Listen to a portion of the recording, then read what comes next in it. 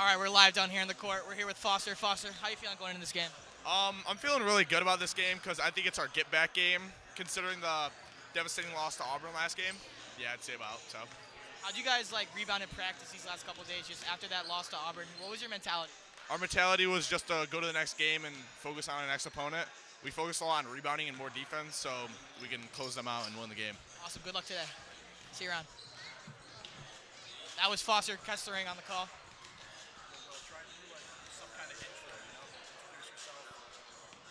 All right. My name's Will Cooper. I'm down here on the sideline, your official sideline reporter for JDTV. Hopefully we'll get some good interviews going here. You want to interview Jack?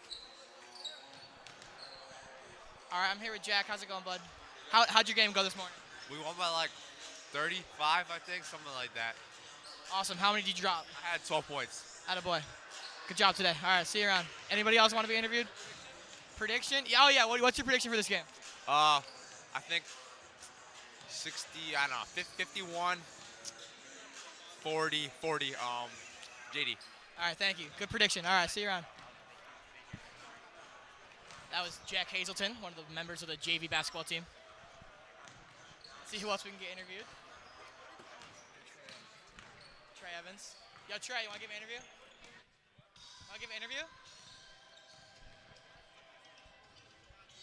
We can get Omeka. He said he'd do one. But I don't know if we want to get him on the call again. Mikey, do we want Omeka? Omeka or Eamon? Which one of you wants to do it? All right, dual interview. All right, I'm here with Omeka and Eamon, 2 stars of this JD basketball team. Fellas, how you feeling going into this matchup? I'm pretty hungry. I'm good. I'm also. What'd you have for breakfast? I had a bagel. Eamon, will you try to dunk for us?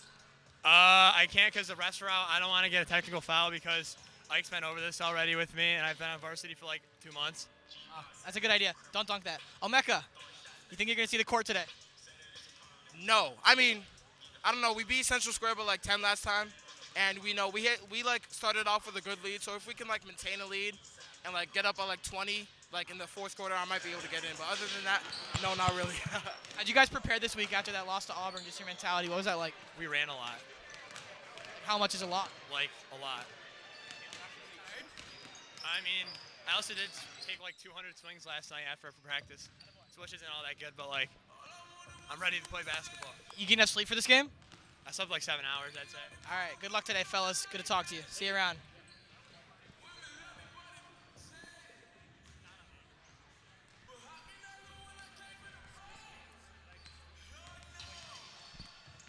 Yeah. Maybe I could get Coach Ike. I don't know. Coach Ike. Coach. What? An assistant?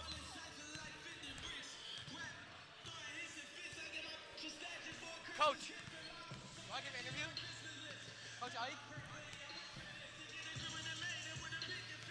He's good.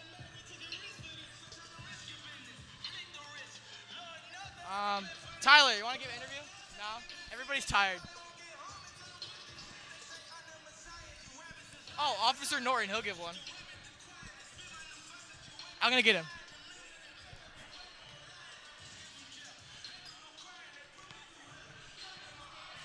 Officer Norton. Officer Norton.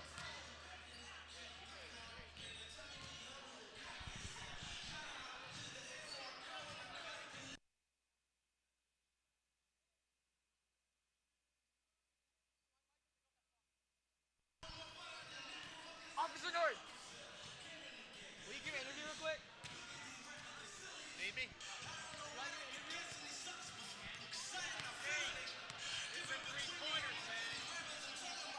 All right, we're getting Officer Norton with a quick interview here.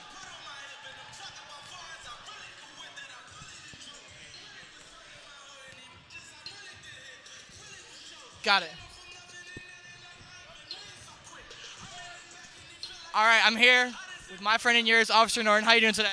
Good, how are you? How you doing? Auburn, that was a tough game. What are your thoughts going into this one? God, I hope we play a little bit better in the second half. Am I right? Yeah, I agree. You think ball security is going to come into play today? Ball security is always important. Yeah. They seem to fumble it away. Yeah, we did. We had a couple of mishaps in the second half last game. All right, you got any predictions for this one? Yeah, I'm thinking that JD's going to bounce back hard. I think we should win by a sizable margin. Yeah, I sure hope so. All right, thank you for your time. All right. Have a good one. All right, back up to you, Mikey and Ian. All right. Thank you, Will. We will be right back to the action here at Jamesville-DeWitt High School. Do not go anywhere. We will be right back for the start of this game.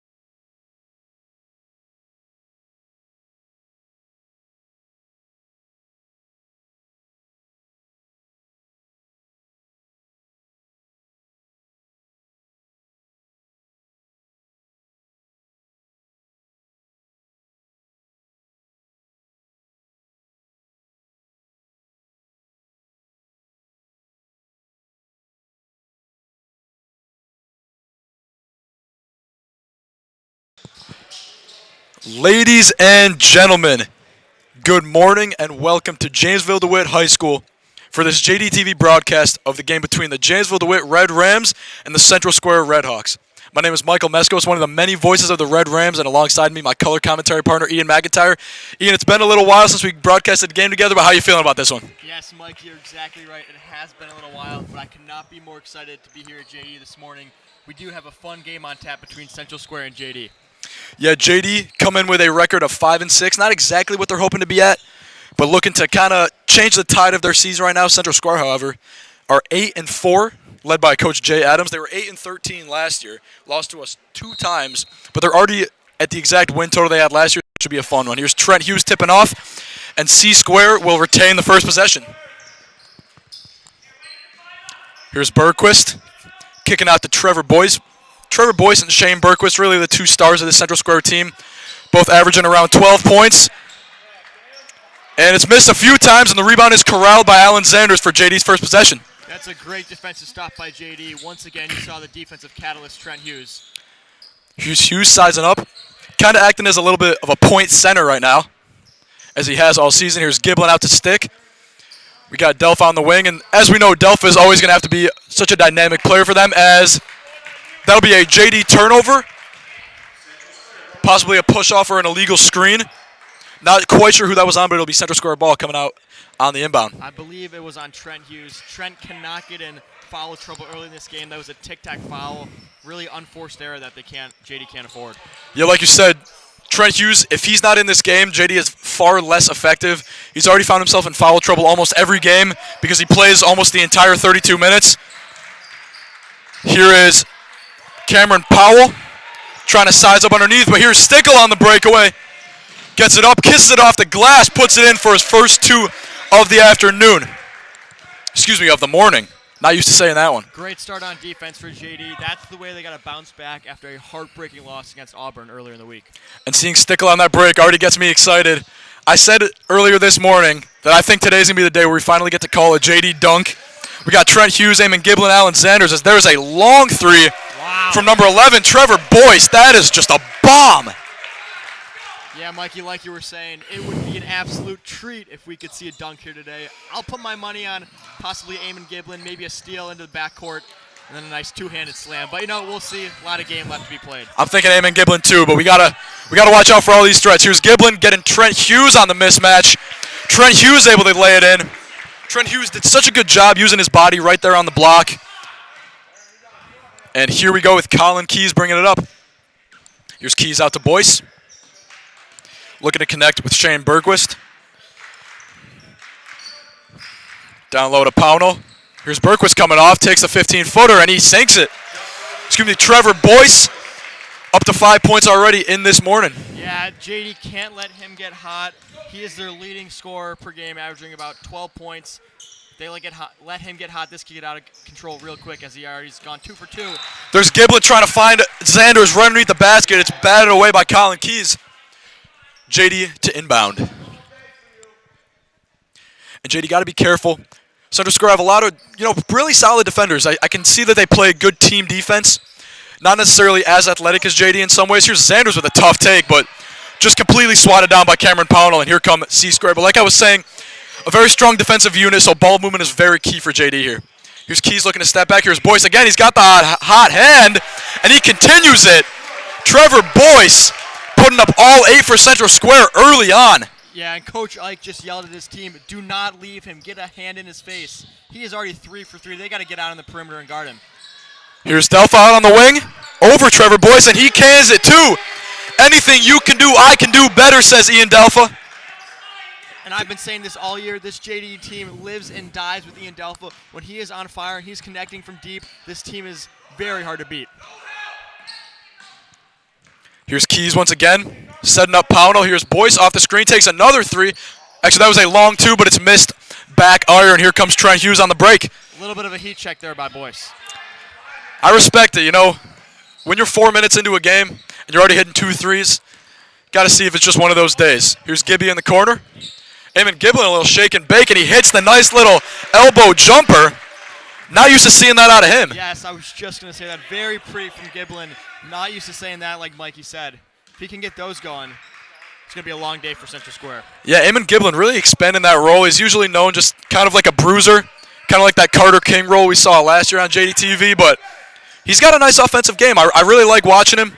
Here's Pownell getting on Trent Hughes, and Pownell walked. Basket will not count.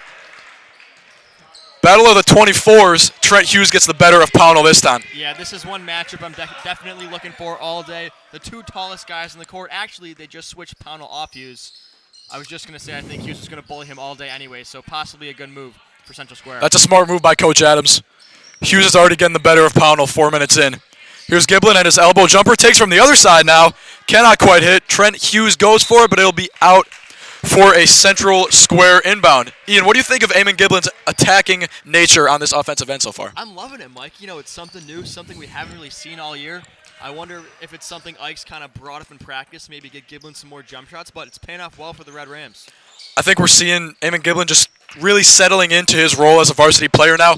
He came into the season not even knowing if he was going to be on varsity. Here's Colin Keys kissing it off the glass for Central Square to take a 10-9 lead. But like I was saying, Eamon Giblin, his role is expanding quickly. And I love to see it, especially I think Ike knows that he's going to be a key member of this team for 2 more years. Wants to get that started as early as possible. Yeah, there's a lot of young talent on this team. And there's Stickle for 3. Let's see if he can get it. Just off mark. Here's Berquist on the break. Berquist off the window. Doesn't get much easier than that. JD cannot afford to be, messing with these offensive rebounds. Hughes and Giblin just took a little too long to corral that.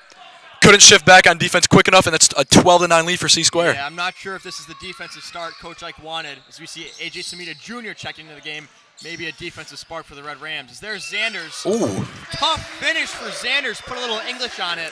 Alan Zanders knifing through the C-Square defense. And like you said, Samita, and it looks like Jackson Cerrone will check in. Hopefully a little burst of energy coming in, especially from Samita. During warm-ups, I seriously don't think I saw him miss a single 3. Here's Pownell up off the glass. Yeah, like you were saying, Mike, I like to compare A.J. Samita Jr. to Buddy Boeheim in warm-ups.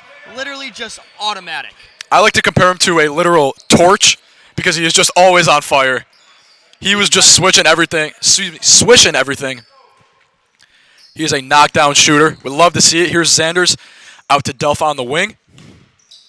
Delpha shakes, gets past his man a little bit. Here's Hughes on the baseline. Gets up hard. It's taken down hard by Cameron Pownell.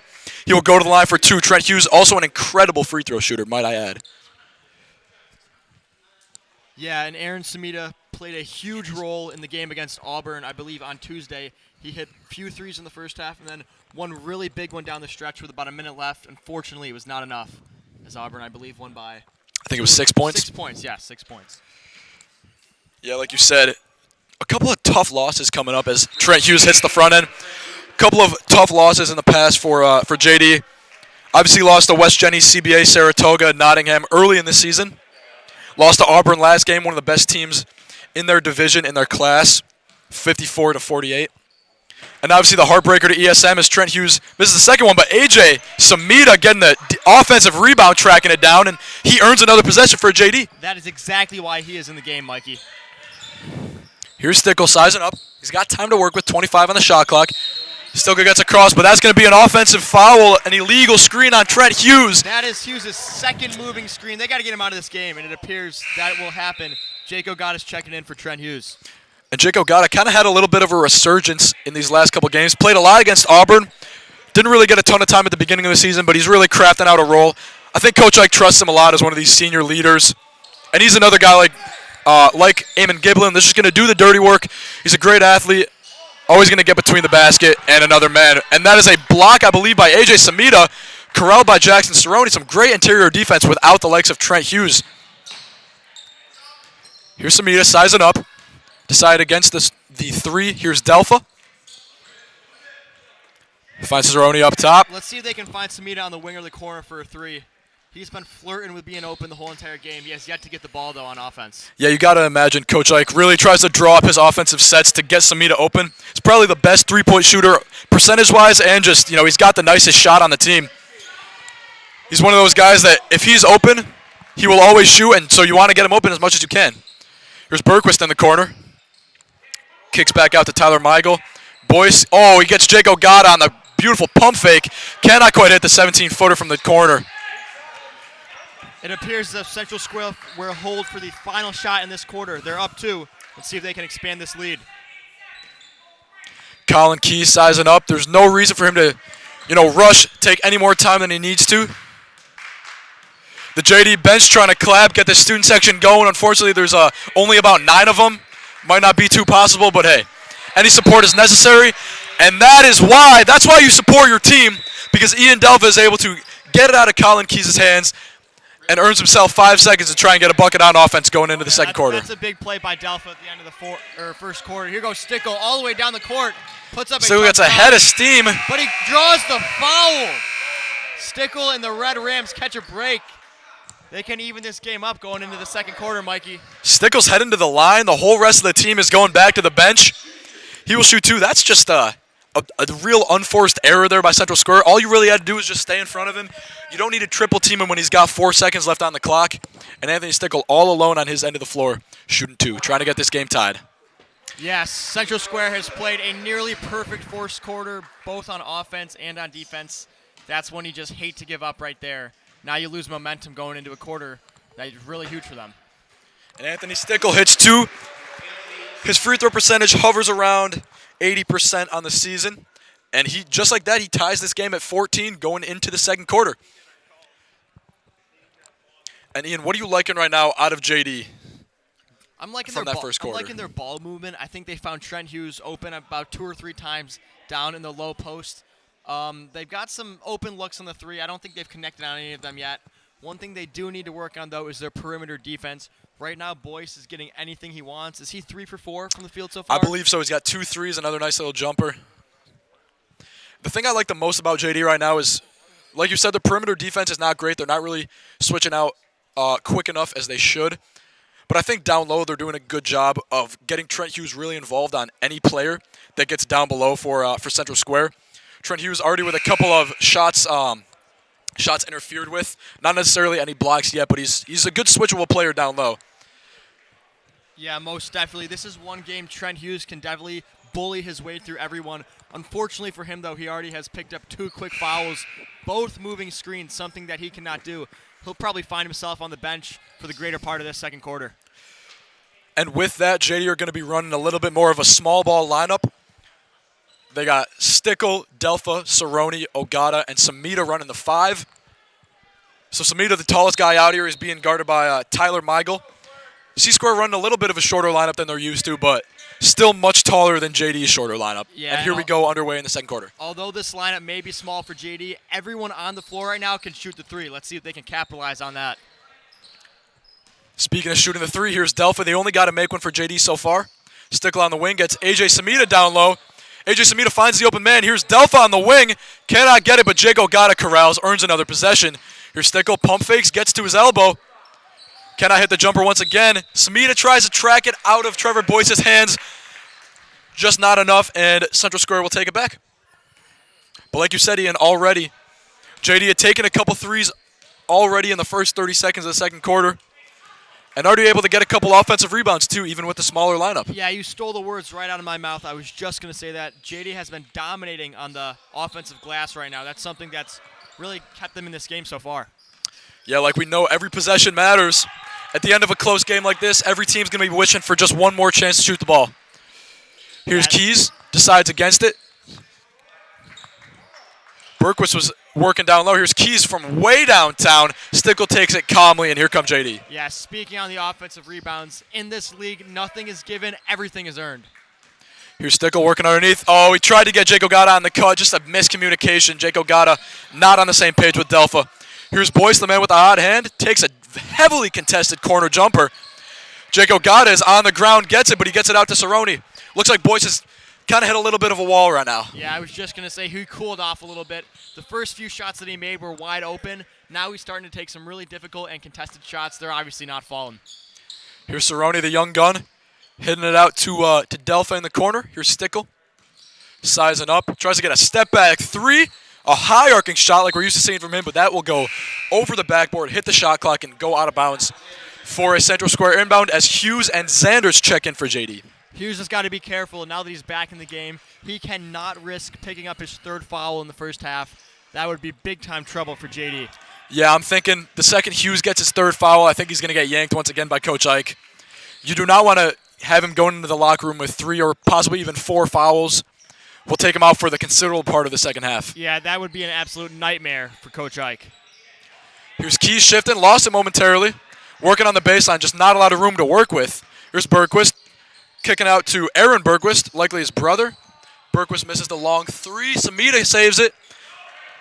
Right now, Central Square is living and dying by the 3. They will have no chance to win this game as there's Stickle with a nice spin move, but he is called for the travel. Right now, Mikey, Stickle has what, 2 to 4 points, I believe? I believe I think he's got 4. Yeah, although he has some points, it seems like he's forcing a bit of his shots, not really letting the game come to him. He might need to settle in a little bit. Yeah, that was a theme in the Auburn game, too. He committed a couple key turnovers down the stretch and just forced a lot of shots.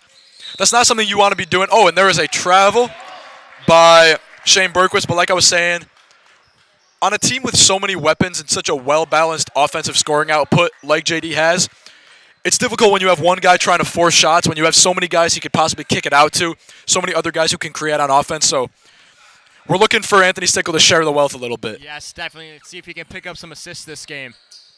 And Hughes wasting no time getting right back to work. Over Pownell and Bergquist, the 2 biggest guys on the floor for Central Square.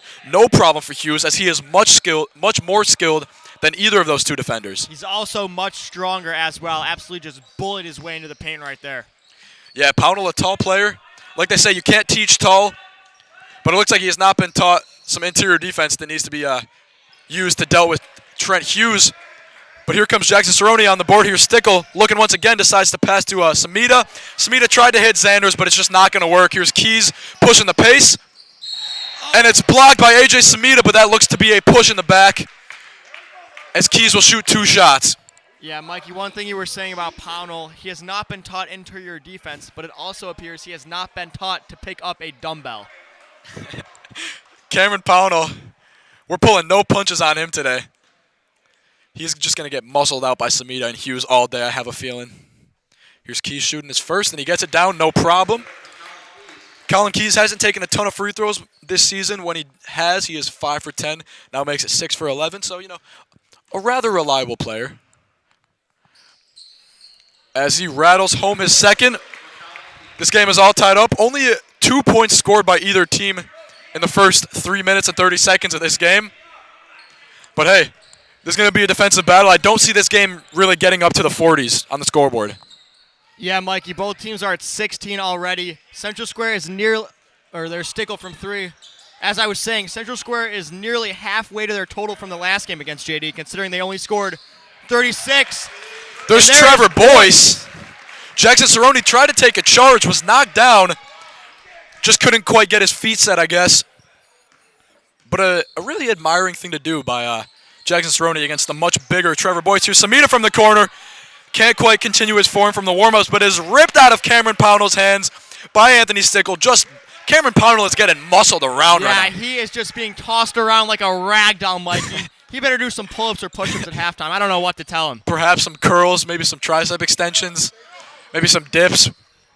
Anything helps at this point. Anything helps, yes, you are right. Stickle on the wing. A contested elbow jumper, but it's no problem. Stickle gets nothing but net there as he is up to a couple made buckets now. Yeah. Stickle kind of getting into a groove so far. That's Stickle's bread and butter right there. Catch the ball, let the game come to you, take one dribble, pull up, stop, swish. It's automatic for him at this point this season. And I remember a couple of years ago watching the JD girls basketball team, his sister Gabby Stickle, that was her move too. I think maybe she taught him a little bit of that, shake and bake, close little elbow jumper. So, it runs in the family. We'll see if Stickle can have that same success that his sister did. Yes, I'm sure plenty of 1v1s in the driveway during the summer. Here's Pownell trying to muscle Hughes, but Hughes is having absolutely none of it. Cameron Pownell gets the front of the rim, nothing else. And here comes Hughes muscling in. He tries it. Oh, we thought he was going to dunk that one, but he kisses it off the glass, gets the and one. Shows Cameron Pownell that he is just too small to be messing with the big dogs. Yes, Hughes is fired up after that shot, after picking up 2 early fouls. He's finally juiced up. He's finally ready to go. It seems like he's really locked into this game at this point. Yeah, Hughes in the loss just a week ago against Fulton, put up what I believe is a career-high 32 points. I don't want to speak too soon, but that record could be in jeopardy of being broken, obviously barring that he does not commit too many fouls. But Trent Hughes is having his way, and it forces Coach Jay Adams into a timeout. Yeah, right now, Coach Adams, I'm wondering if that's a great timeout right there. This game is slowly getting out of hand for Central Square. I'm wondering if he's saying they got to put a double down on Hughes down in the low post because he's just getting anything he wants right now, Mikey. Yeah, the transition defense is extremely lackluster from Central Square. Cameron Pownell, he was kind of rebounding from that missed hook shot over Hughes, just dragging his feet a little bit, could not get under the basket quick enough to get Hughes, and he committed the foul. And once again, we would just like to remind you, for all of our viewers watching right now, that we do have a comment section. We already got a couple of comments from Aiden Bates earlier on saying, Ian, you're a little bit quiet there, but we do have that figured out. Thank you very much, Aiden. Also saying the scoreboard is fire. That is all up to Will Cooper, our sideline reporter / scoreboard producer. We don't know who commented that. We have reason to believe it could be JD Senior Noah Marshall. Yeah, something is leading me to believe that Noah Dappy is Noah Marshall, but I could be mistaken. Please let us know if that is you. But once again, we do have the scoreboard. We hope you guys like what's going on there. We're really leveling up here at JD TV. Right in tune with JD basketball level up. Here's Eamon Giblin on the break. He's got a head full of steam. What can he do? Oh, he gets his pocket picked by Trevor Boyce. Eamon Giblin, his eyes were just too big coming down. We all got excited. He knew what was going on. We knew what was going on. Yeah, he was playing with his food a little bit there. He got a little bit too big for his britches. He wanted to throw that one down. Eamon Giblin had his tongue out. A little two-man game there. Hughes Stickle trying to cook a little bit again. Misses that famous elbow jumper. But, yeah, Eamon Giblin, he got pretty excited there. And, you know, why not? Here's Boyce from a long three. Absolutely airballs it. But Cameron Pownell has nothing but bricks for hands.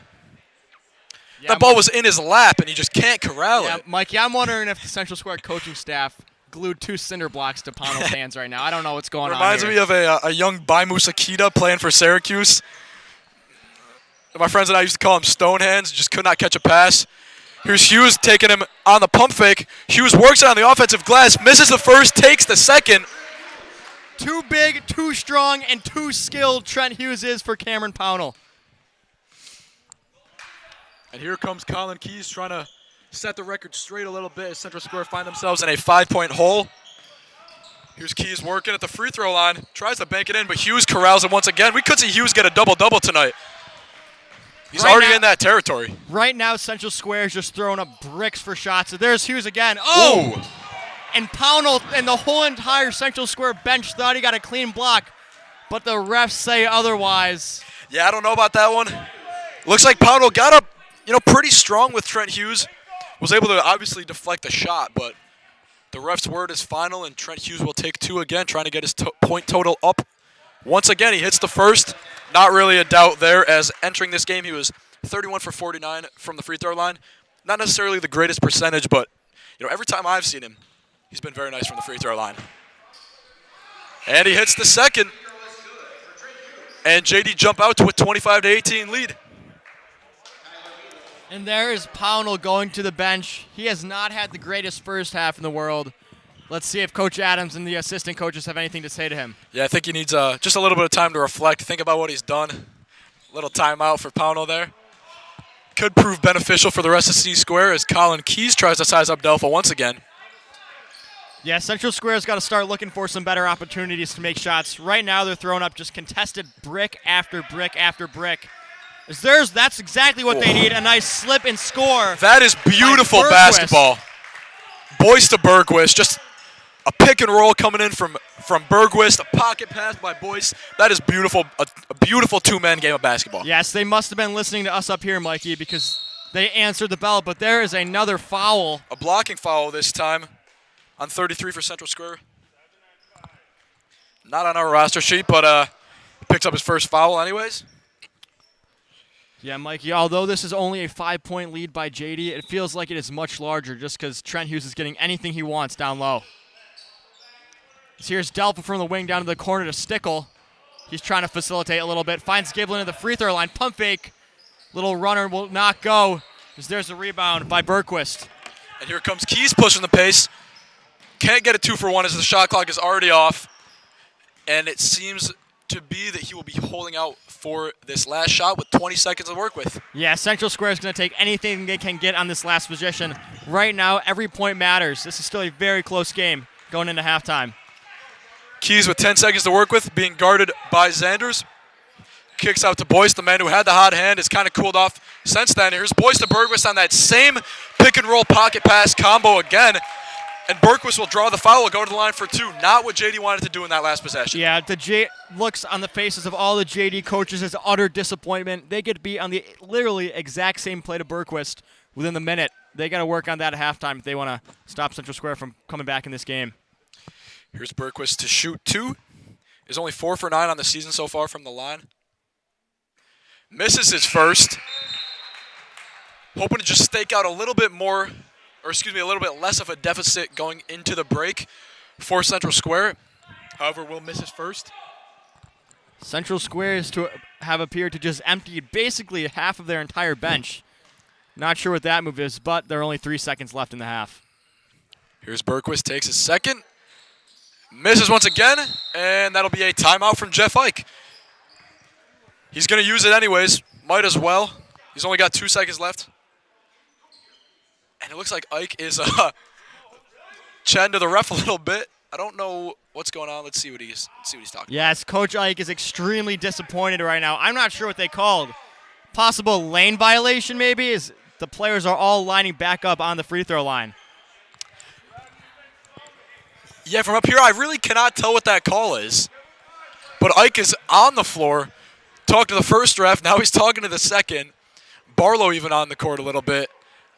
You know, Ike means business when he addresses all the refs by their first names, as he just did right there. However, he can't be too flustered yet because his shirt is still fully tucked. I have reason to believe it could become slightly more untucked later on in the broadcast, but that's a story. And here he is yelling again.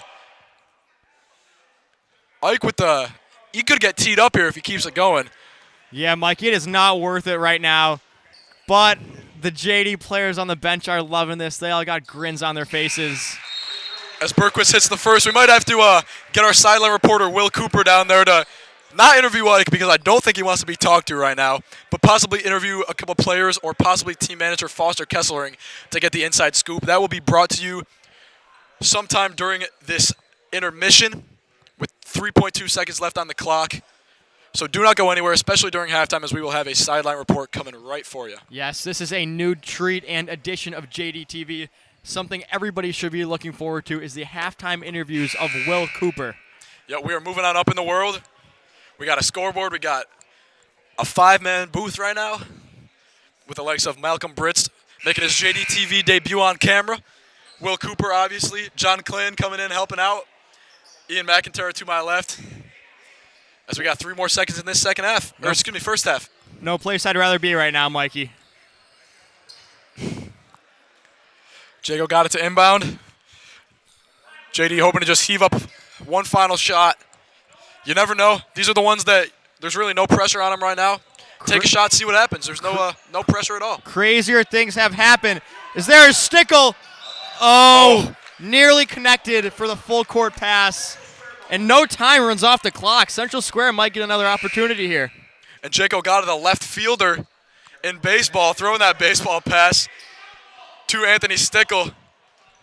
Could not corral it as Central Square will take the last shot if they can even inbound it over the jumping jacks of Eamon Giblin. That's got to be 5. Oh, and Central Square takes the timeout. I guess why not, because it's a use it or lose it. Jeff Ike is still talking a little bit to the refs. And this could be the longest 3 seconds of basketball I've ever witnessed. Yeah, this might be the most heated Ike has been this whole entire year. I'm wondering if it'll carry over into the second half. If it does, we're looking at a potential technical plus potential entertainment for every single person in this gym. Yes, once again, I would advise sideline reporter Will Cooper to not interview Coach Ike. However, we would love if we could get an inside scoop there. Yeah, Foster Kesslering might know what's going on. He usually does. He sees and hears everything in the JD basketball program. Nothing gets past Foster. He's the beating heart of this team. Always down to give some insight. As we see Aaron Sumida on the bench. Let's get a little zoom in there, Malcolm. See what he has to say. He's holding up some thumbs up. He likes where JD is at. Let's see if they can get a stop here. With 2.6 seconds left. They still can't inbound it. Here's Keys, throws it up. That'll do it. The buzzer sounds. And so concludes the first half of action. JD go into the break leading 25-21, but I have reason to believe that Coach Ike might not be completely happy with how this game is going, especially from an officiating standpoint. Ian, what are you liking right now going into the break for JD? I'm liking their defense. It started out very shaky as Boyce started 4 for 4 from the field. He has very soon cooled off. I don't think he's made a shot in the latter part of that second quarter. Right now, Central Square is stuck at 21 points. I think JD's liking where they're at on the defensive end. Right now, probably Ike's talking about what they can do on offense to get more assists, more open field goals as well. And there is no better place to watch this second half action than right here on JD TV. Do not go anywhere, as we will have some sideline interviews, possibly some interviews with the players coming up from Will Cooper. So do not go anywhere. We will be right to that in just a second.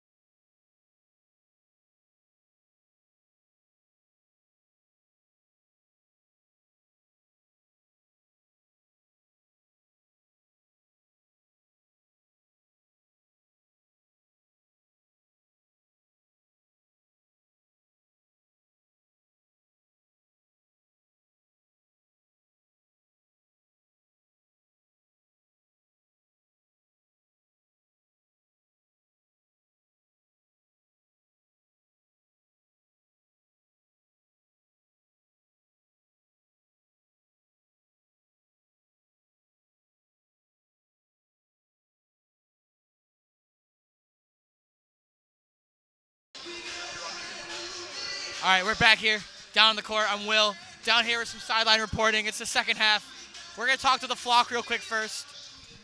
All right, how you guys feel about this game so far? It's pretty good. We're winning, and the boys are doing really good. So, yeah. What do you think, Adriana? Great job with the anthem. Oh, thanks. I think we're doing really good. I think our defense is really strong, as usual. Yeah. Do you rehearse your anthems before, or you just like go ahead and send it? Like, what's your mentality going into that? This morning I was a little tired, but usually I just kind of go for it. But yeah, I don't really practice much. Thank you. Tyler, how you feeling? You're the only gentleman here in this flock. I'm feeling good. You tired? I'm very tired. How you guys doing? Good? So good. Okay, thank you. I thought there'd be more people here, but I'm glad you guys showed up. All right, we're going to talk to some players now. What? AJ? Oh, AJ's right here. I'm here with AJ Samita. AJ, how'd that first half feel? First half was pretty good. I mean, we got 4-point lead going into halftime. We got to extend that out in the third quarter. You think we'll see an AJ Samita 3 coming up in the second half? I mean, I got to make sure it goes in. I'll probably take one. Good luck. You want to shoot? Shout out Ian McIntyre up there. Oh, Mikey yeah, Meskos, John. Yeah, JDTV. We got all these guys here warming up. It's great. All right, let's see if we can get Fossey over here. Yo, Foster, you got a second? Just a second of your time. Up in the booth, we were just wondering what was going on with Coach Ike. He was very vocal, appeared to be upset with the officials. Can you give us a little bit of insight on that? So basically when they were shooting the second foul shot, I guess Amir coughed on the bench, which is called disconcertion, which none of us knew about, but I guess you can't make noise on the bench while someone is shooting a foul shot. That is quite interesting. I've never heard of that. We didn't either, apparently, so I don't know. Well, hopefully the refs don't make any more mistakes like that. Hopefully they didn't hear me just say that as well. But good luck in the second half, Foster. Glad to hear from you. So that's a little insight on that. Looked like Amir had to cough during the free throw. That caused that little delay. We got some guys over here. How's it going, guys? How you feel about that first half? Really weirded out. That's all I gotta say. Just word of the game. You guys want to shoot some threes on the broadcast? Shoot some threes. These refs are awful. Yeah. All right. Anthony? All right, come on, Tony. Let's go. Omeka, how you doing?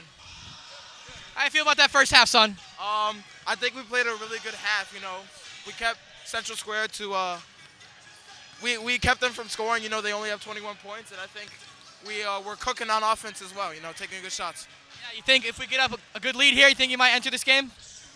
We have our coach stressed a really, really good third quarter, and I think if we come through with a really good third quarter and we outscore them by a lot, you'll see me in the fourth quarter. All right, let's go, Omeka. I'd love to see it. Let's go.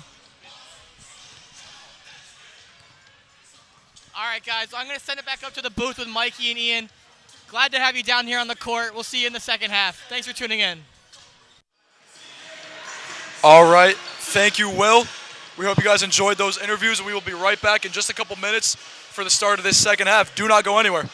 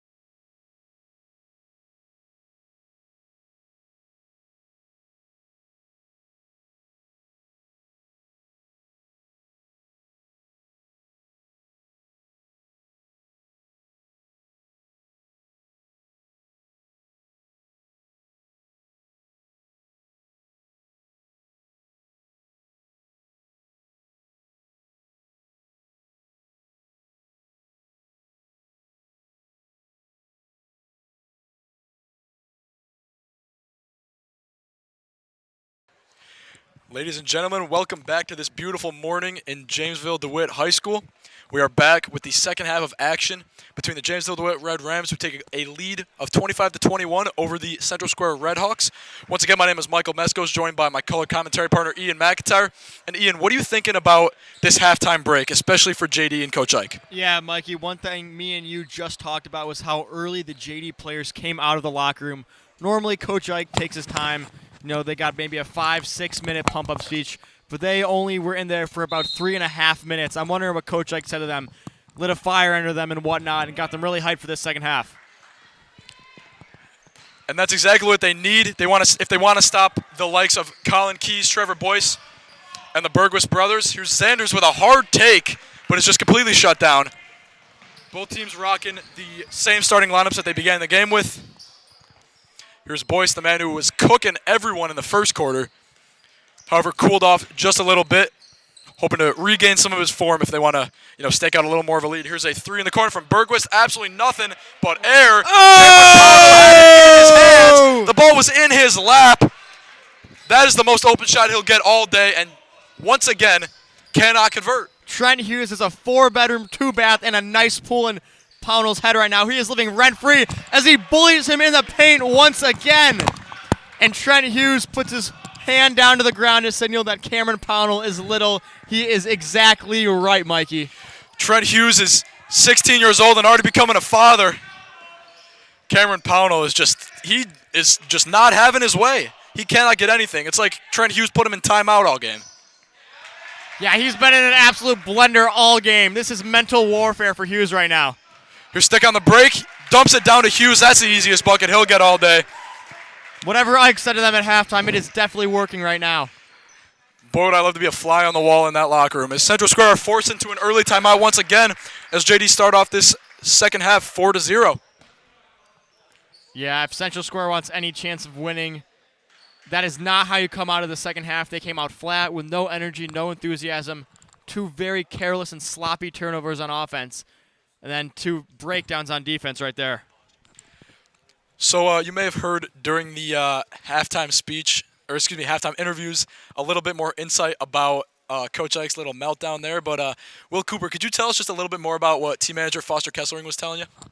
Oh, yeah, so Foster, he was giving me a little insight there. Apparently, you're not able to make noise on the sideline during a foul shot, and it appeared Amir Zahirovic, one of the members of the JD basketball team, he had to cough, let out a nice emphatic cough. Apparently the officials heard that, blew off the shot, let Central Square reshoot it. Ike was very, very upset. You heard Ike say, I've never seen that called before, because he probably has never seen that called before. A cough on the bench leading to a retake of a free throw. And, it worked out well for Central Square, not so well for JD, but just a 1-point turnover there. But, you don't like to see that. Hopefully Coach Ike feels better soon. Thank you, Will. Hopefully Amir feels better soon as well. As we know, it is cold and flu season. Could be a little bit of a factor here. I don't think we thought it would be as much of a factor to Central Square shooting free throws, but definitely a first for JDTV and a first that I've seen in basketball. Yeah, I'm wondering, Mikey, if he took some nice Delsum during halftime. That always usually does a trick if you got a little cough going on.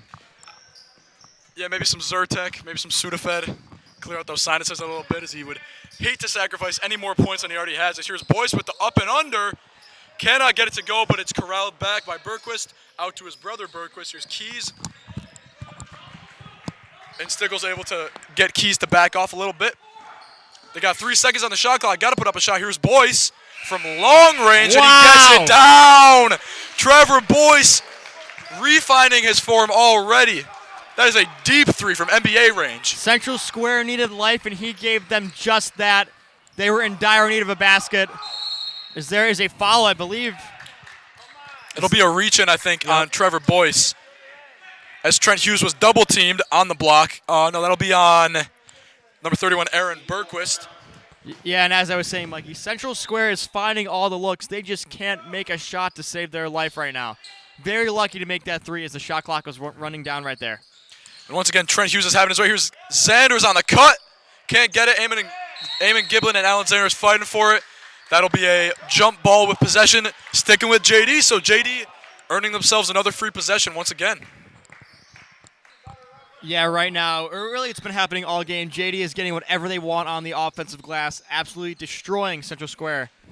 in that category. Once again, we'd just like to remind you we do have a comment section. We already got a couple at halftime, namely from Gannon Kessler. Here's Trent Hughes right inside the three-point line. Like I said, namely from Gannon Kessler, saying how much he loves A.J. Samita. Don't we all, Gannon? Don't we all? And that'll be a foul on Giblin, fouling Cameron Pownell on the expected offensive rebound there. Just kind of got over his face. And that'll still stick with the C-square Redhawks. Yes, Gannon Kessler, a very fond mate of Aaron Samita Jr. Two great childhood friends. We both went to elementary school, Mikey. We love seeing support. The boys supporting the boys. Yeah, and kind of a little teaser for what JDTV has in store. We will definitely be seeing Gannon Kessler on a lacrosse field in a couple months. Likewise with, obviously, Ian McIntyre and John Clayton, the two guys in the booth with us today. But JDTV will be going into spring sports in just a couple of weeks, bringing you lacrosse, boys and girls, possibly some baseball, possibly some softball, but right now we're all focused on basketball. And so is Shane Berquist. He's followed by Zanders and Hughes. Not sure who that's going to land on. Hopefully for Coach Ike, it will be on Zanders, which I believe that was on Zanders, so Hughes does not get his third foul. These are two big foul shots for Central Square right now, Mikey. Berquist hits the first, no problem, in a basically silent gym. Basically just a practice for him at this point with absolutely no one talking except for us. Maybe I'll distract him a little bit. Yeah, the flock really did not show up today, nor did we expect them to. 11 a.m., slightly early for high school students, and the fact that this game was rescheduled from last night. It was supposed to be a Friday night at 7 o'clock, prime time. Definitely would have been a big crowd there, but got rescheduled to this morning, so not as good of a showing. There's Stickle, but Zanders gets the ball back, kicks it out to Delpha. Here's Stick in the corner. Oh, can't get it to go. It hits back iron as Cameron Pownell tracks it down, and here comes Colin Keys on the break. Yeah, Stickle has yet to find his rhythm today in this game. Here's Pownell. And he gets his way with Trent Hughes. Not necessarily the most well put together one-on-one matchup with from Cameron Powell. Somewhat sloppy there, but hey, you got it to go. Expect the unexpected, folks. We have not seen that all game, but he gives them a bucket when Central Square needed it most. But Eamon Giblin just wrestles it right away from Pownell. But Pownell recovers and gets the block on Zanders. Wow, what a... Cameron Pownell was probably watching some YouTube during halftime. Saw we were kind of giving him some work and decided, hey, I'm not going to let these two guys, talk me down. Already a couple of nice rebounds, a bucket, and a block so far in the second half. He's trying to work on Giblin again, but Giblin picks it out. May have spoke too soon from Pownell. Here's Zanders sizing up. He's got a lot of time to work with as he finds his team up by just one. Zanders getting downhill again, and that'll be a blocking foul. The shot will not count. Alan Zanders has had a series of tough takes at the basket so far. Finally can get his way one time. Yep, right now we see Jackson Cerrone checking in for Anthony Stickle. Stickle's got to collect himself a little bit on the bench. Not the best game he's played all year. Yeah, this is one of those moments where the coach doesn't take the player out because he's playing poorly. He just takes him out to give him a second to center himself, get his mind right, and just slow down, take it easy, because that's all he needs to do. Coach Ike knows that. And Anthony Stickle's going to come back better than ever. We all know it. And in his absence, Ian Delpha has taken some more of the ball handling duties as he gets downhill over three much taller defenders. But we know that Ian Delpha is a locomotive. Give him a head of steam and it's gone. 2 points already on the board. Yes, that is exactly what he needed right now. He hasn't scored too much this game, but let's see if he can get hot in the latter part of this third quarter and into the fourth. To quote our soccer teammate Kyan Barbuto, I needed this. What we didn't need, however, is Trevor Boyce hitting his, I believe, 4th 3 of the game. Trevor Boyce is just locked in. We thought he might have slowed down after the lackluster second half, but that is not even close to the case. Here's Cerrone working it out from Delpha. Good ball move from JD. Delpha had keys. I'm looking for Delpha to take that shot right there. He was wide open. So here comes one. He must have heard us from up here. And he gets nothing but CO2. Air. Here's Boyce, gets underneath to Bergwist, and that is a Central Square bucket, and just like that, they take the lead. A 4-point deficit at halftime turning into a 2-point lead. As we know, JD are terrible in the third quarter. We thought we may have turned over a new leaf, but unfortunately for all of us, that is not the case. Yes, JD was up 29-21 with about 6 minutes left in this third. Now there's 2 minutes left, and they are down 33-31. That is not what they want. Here's Delpha out again, decides against the three. He's only got 6 seconds to work with. He's got to go. He gets Xanders. But JD's awful stagnant right now. Here's Jackson Cerrone. Gets ahead of steam, but nothing was going to come out of that as Cameron Pownell picks up his second block of the second half. And JD are just, they're wasting their time right now. They got all the way down to their last second on the shot clock. Jackson Cerrone, it's not his fault necessarily because, he was forced into taking that shot, but just no creation there from JD. Yeah, Mikey. Cameron Pownell must have watched some of this JD TV stream during halftime because he has put together a pretty nice third quarter so far. Perhaps Coach Adams and his other teammates were telling him to, play a little better in this second half. Once again, cannot corral the pass, but it'll stay with Central Square as Stickle checks in for Xanders and AJ Samita checks in for Eamon Giblin.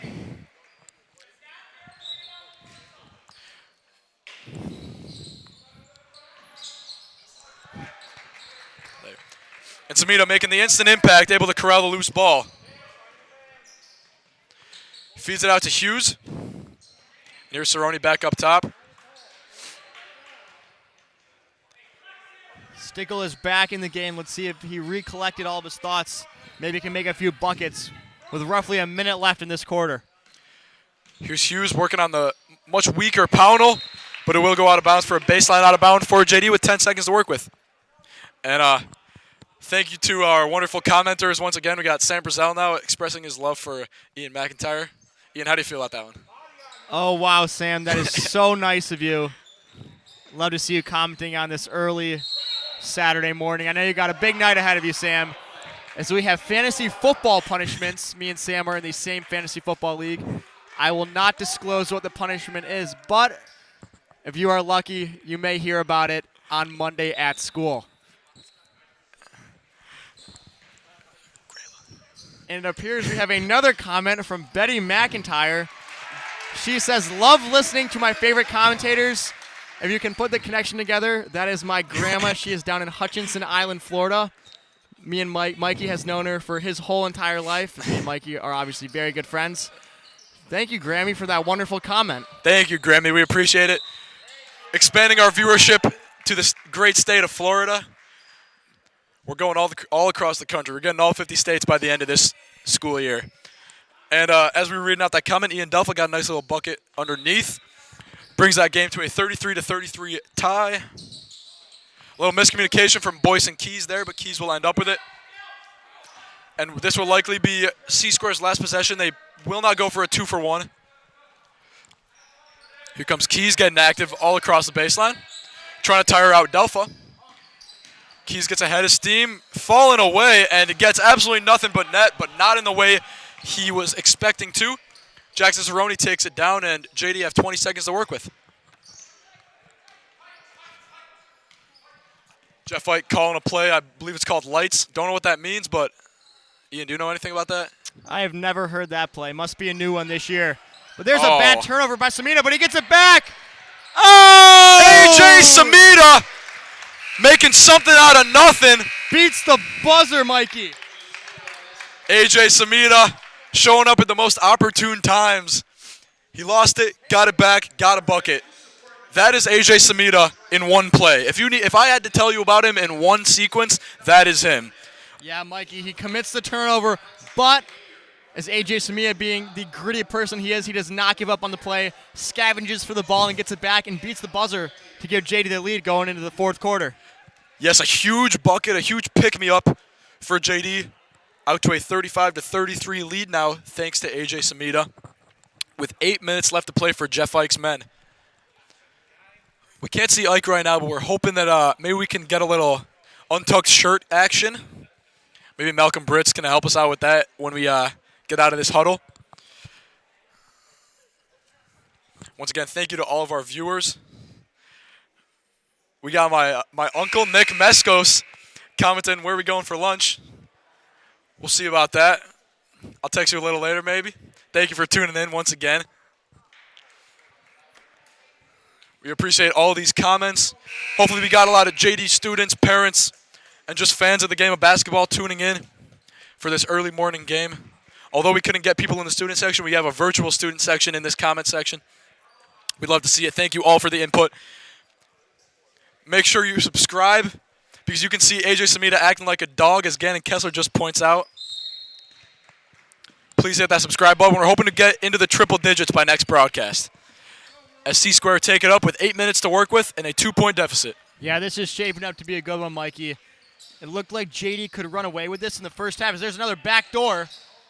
Central Square ties it up. As I was saying, JD was getting anything they wanted in the first quarter, just bullying and out-muscling Central Square. But now we got a tie game going into the fourth quarter. I'm not sure either of us expected this one. Yeah, I really don't know what I was expecting. I kind of could base it off the 46-37 win by JD against C-Square earlier in the season, but looks like C-Square and Jay Adams have figured it out a little bit better than they did just a couple weeks ago. Here's Stickle with a head of steam, just breaks it off the backboard. An ill-advised shot. It looks like he's forcing him once again. Keys had two guys on him. Hits Trevor Boyce out. We know what he can do. Hits a nice little elbow jumper, and he is nothing but net again. Trevor Boyce is having his way. Not the fastest player, but he gets to a spot, and there is virtually no stopping him when he does. Yeah, he's single-handedly keeping Central Square in this game. He's the reason why they're up by 2 right now, Mikey. Here's Delpha working. Stickle out on the wing. Kicks out to Hughes. Hughes sizes up, hits his 3. Bang! Trent Hughes, the big man from long range. He gets it to go. Trent Hughes is having his way now. I'm not sure what his official total is right now, but I think he could be maybe having a 20-10 game right now. Yeah, he's playing very well, Mikey. After picking up those 2 cheap fouls in the first minute of this game, he's really came back stronger than ever. I did not expect him to shoot that 3, but boy, did it pay off for JD. And contrary to popular belief, we are not Jim Nance and Bob Costas. Appreciate the shout out there. We're trying our best out here. Thank you once again for tuning in. And once again, we would just like to advertise one of our coming up broadcasts.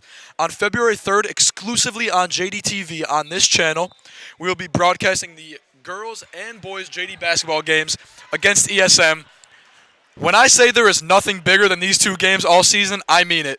So we need all of your guys' support either in this gym or on JDTV. Hit that subscribe button. If you're in the area, come and watch the game because it is going to be the biggest one all season. We need it. Yeah, Mikey, as Sam Galfan has said on this stream before, when JD plays ESM, there is enough bad blood to kill a hospital. These 2 teams hate each other. Here's Trevor Boyce working again. Cannot get the friendly roll, and that is going to be an over-the-back foul on the offensive putback. Jags Zeroni committing the foul on Aaron Bergquist. Bergquist to shoot 2, hoping to tie this game up and possibly even get a lead for his Redhawks.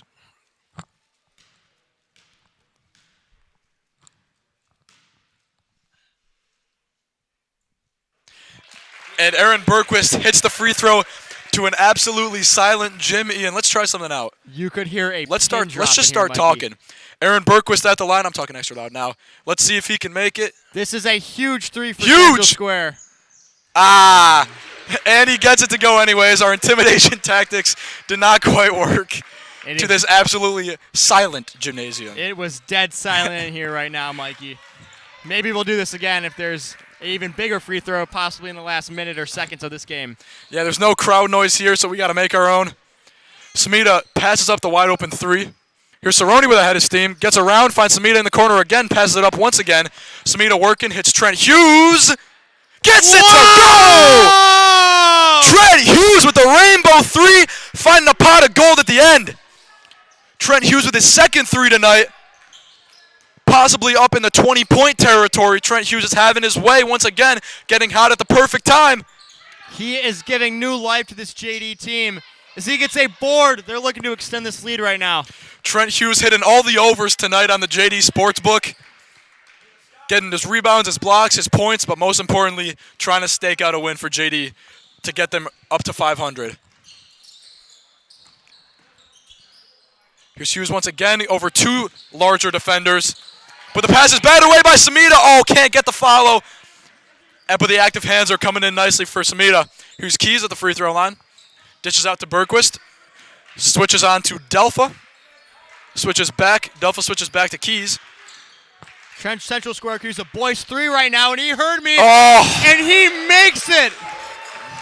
Boy, that is a dagger in the heart of the Red Rams. When Central Square needed it most, he answered the bell.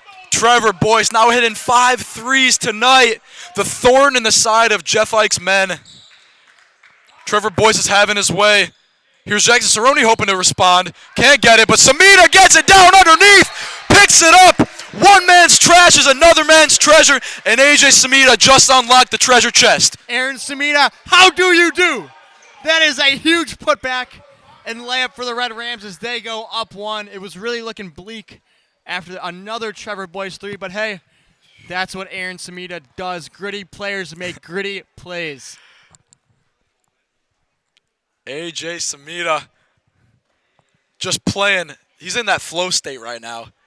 This might be the best game I've seen from him so far, or up there, but I feel like I'm saying that every game. Every game we broadcast of this JD Boys team, every game I've seen, he outdoes his previous performance every time. Yeah, you're exactly right. Although he does not have the most points on the score sheet, he has made so many game-winning plays throughout this game. Steals, rebounds, defensive stops, one more passes to get an open look. Second chance points. He's really doing it all. He's a real Swiss Army knife out there. And AJ Samita, notorious for putting pressure on JD Sports, but he's playing like there's no pressure on him right now. He's just grooving. He's in a perfect spot right now. Yes, if JD wins this game, we may need to get an exclusive post-game interview of Aaron Samita Jr. I'll probably be texting him once this game is over if we take the win.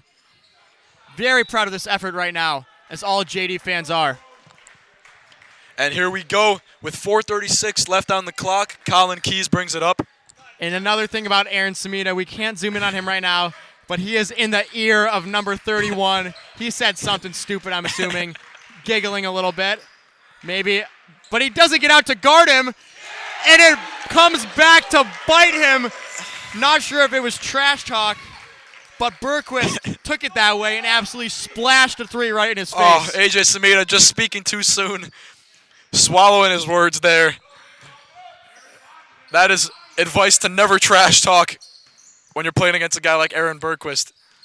As this game is now a 2-point Central Square lead. Zanders runs right into the way of Trevor Boyce. Will draw the foul for an inbound.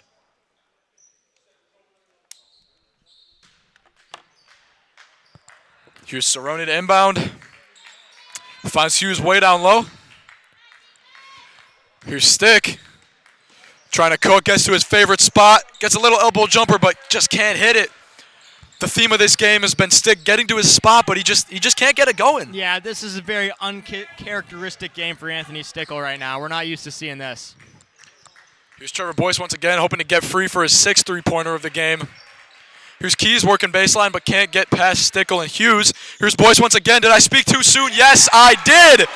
Trevor Boyce is automatic tonight. That's his 6th 3 on the day. I believe he's only missed 2 or 3, so he's well over 50%. He just can't miss. The JD defense cannot shake this amazing shooting start. JD could use a big offensive possession right here. If they don't score, they're going to have to figure something out. As there's Xander spinning, but just gets it slapped right away from him. They got to get a stop here. And the inexperience shows there from Zanders, who's playing hero ball, put his head down and thought that he was the only guy to get the basket. Has it stripped away from him, and JD with another fruitless endeavor with just under 3 minutes. Nearly stolen away by Jackson Cerrone. Oh.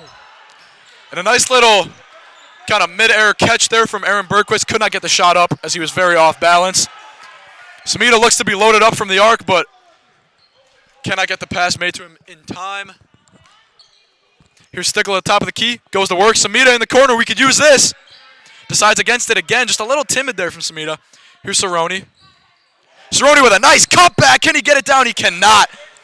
Jackson Cerrone, a nice shifty play, but it doesn't matter if you can't get on the scoreboard. And AJ Samita picks up the reach-in foul as Central Square tries to take it right past the timeline. Not a bad foul right there by AJ Samita.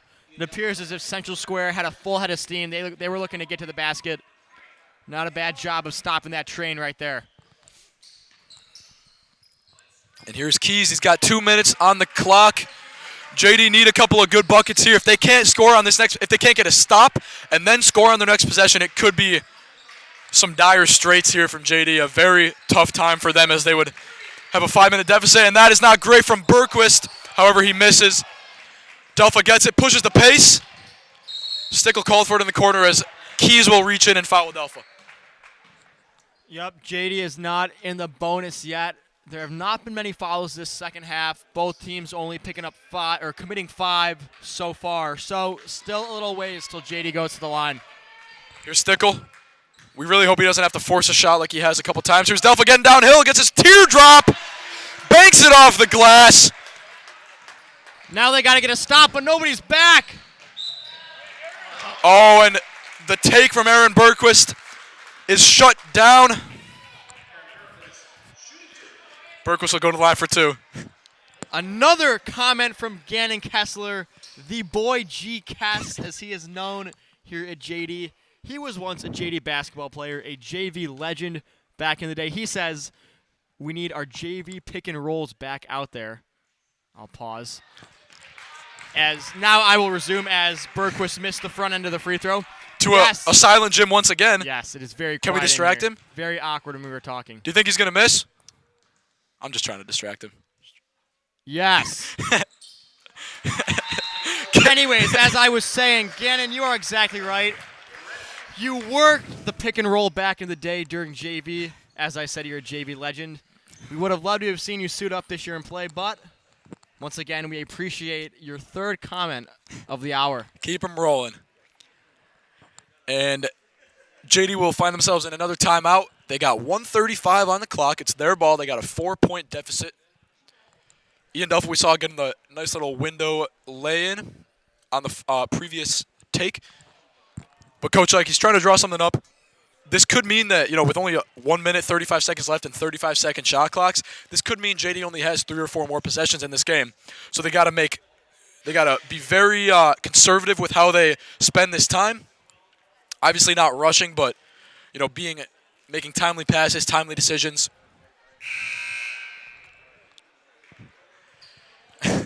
As they will break out of the timeout with 1:35 and a JD ball. Yeah, if you're a JD, you got to work for good shots here. Like Mikey said, it is a 35-second shot clock. You got a ton of time, but you can't use all of it because if you use that whole entire shot clock and you don't get a basket, it's going to be a hard time crawling back in this game. I'm thinking they might try and draw this up for either a Trent Hughes post-up, a Stickle elbow jumper, or an AJ Samita kick-out 3. Stickle's walking the dog here with Jen Cerrone trying to save every last second. Here's Delpha, drives baseline, gets it up, and it's blocked. Sent back by Aaron Bergquist. JD will retain possession, but that is a huge takeaway from Bergquist. Delpha had a head of steam. Like we said, the locomotive running down the tracks of the baseline. Here's Stickle sizing up. Cerrone coming off, but Stickle takes it himself. Here's Stickle getting free, but he can't get it. He gets off the backboard and misses it front rim. The full court press is not enough from JD as Central Square find themselves in a 3-on-3. Bergquist chooses against the 3. Now is when you decide if you're going to foul or not. As there's Delpha, and it's off the Central Square player. It's going the Red Square. It's our ball, ain't it? Yes, it is. Ian Delpha with the heads-up play. They were both on the ground. He slides in there, is able to roll the ball off of the Central Square player's knee. Right as the ball travels out of bounds, a heads-up play from Ian Delpha saves the possession for JD. Potentially saves the game too, Mikey. Talk about a senior leader making plays in crunch time. They were playing the game. Are you going to follow or you're not going to follow? They chose not to. They needed to stop. That's exactly how you do it. And you're bringing life to this gym. You're bringing your team momentum back into this game. Ian Delpha took a ride on the slip and slide there. Got down on all fours, was able to roll it off. Such a smart play by Ian Delpha. I love watching those. As we will head into a timeout momentarily with just about 1:06 on the official clock. We got some debate going here in the comments between Luke Boulay, a CBA basketball player, former JD student, and Oh, not a former JD student, former JDYA basketball player. I do know that. But he's talking to Sam Brazel and Gannon Kessler, saying he'd lock them both up. I'd like to see that 2-on-1 versus one of the best players in Section 3 and 2 former JD basketball players. Yeah, Mikey, I love Gannon Kessler. You know that. I love Sam Brazel. But if I'm a betting man, I think I'm taking the house. I think I'm taking Luke Boulay in a 1v run at 1 right now. Sorry, boys. Luke's just too big and too strong. And the JD faithful and the JD basketball players know too much of Luke Boulay as he torched us in one of our first games of the season. Here's Samita, 4-3, he needs it. Stickle follows the offensive board. Samita picks it up, gets to the basket, and he gets the foul. AJ Samita picks up the trash. Diddly-dee, Aaron Sumita Jr. Boy, did they need it. Boy, is he fired up. It's anyone's game right now, Mikey. AJ Samita once again making something out of nothing. Picks it up, gets the foul, will go to the line. He can't hit it, but it's tracked down by Stickle. JD have another possession. Stickle takes the long 3 for the lead. Cannot get it. As Colin Keys is able to track it down, Stickle just rushing too much. I think his eyes got a little too big for him. Not the best shot you want to be taking. Boy, is this an exciting finish, Mikey. Oh, man. And the debate in the comments still rages on. I'm thinking we might have to arrange this 2v1 now. Possibly a JDTV exclusive before one of the next games. A lot of trash talk going on, but let's keep ourselves focused on the main attention here. Colin Keys taking the first end of a 1-and-1, and he hits it. Gives C-Square a 3-point lead with 45.4 left to go. If he hits the second one, JD might have to start playing the foul game pretty soon. Yeah, but if he makes this, you want to just extend this game as long as possible. Nothing but net. He is automatic from the free throw line. And Stickle and Delpha got to work quick. They only got 45 seconds to work with. Delpha gets ahead of steam once again. He's getting into the lane. Tosses it off the glass. Here's Cerrone on the floor. Cerrone corrals it. Oh, and he puts it into Keys' hands. And that'll be another foul against Jackson Cerrone. Oh no, it could be a possible a timeout was called by Central Square when they had possession. Not sure if that's a foul or not, but regardless, it'll be Central Square ball. Yeah, and that just shows how young Jackson Cerrone is. Only a sophomore playing in the final seconds of this game. He had the ball. We would have gotten the timeout, but he carelessly threw it away. If he held on to that, it would have been JD ball right now. But there's still time. Crazier things have happened. Only a 4-point game. A lot of time left. And right now, JD wish they were playing Fowler instead of Central Square because we're going to see a lot of foul shots coming up from C-Square. If you tuned into our JDTV broadcast on, what was it? I think it was Friday, January 7th, if you want to go back to that game. Fowler put up probably the most impressive free throw shooting performance of all time, and I say that as the complete opposite of what you think it is. They made about 2 free throws on almost 20 attempts. However, Central Square have done a good job of really limiting those free throw misses. Yeah, when you're looking up how not to close out a game, you will see Fowler. That will be the first thing that pops up. But on the other hand, when you want to close out a game, if you look that up, you're going to see Central Square most definitely. They have missed very few free throws, and they're playing smart. They're not turning it over either. And Central Square will not go to the line. They will inbound. Here's Keys getting open. It looks like JD will apply the trap for a couple seconds. And now it looks like a foul could be coming, but Berquist is in the lane. And it's picked up by Cerrone. Berquist with an errant pass. Cerrone pushes the pace, but he's got to go. Here's Giblin, the acrobatic play. Stickle steps back in the corner. Can't hit it. Follows his shot. Gets down low, and he can't hit it once again. Tries to drive baseline, kiss it off the glass. But just a little too late, and he's rushing a little bit too much. Yeah. And Stickle have had 2 very nice attempts. Came up empty-handed, however.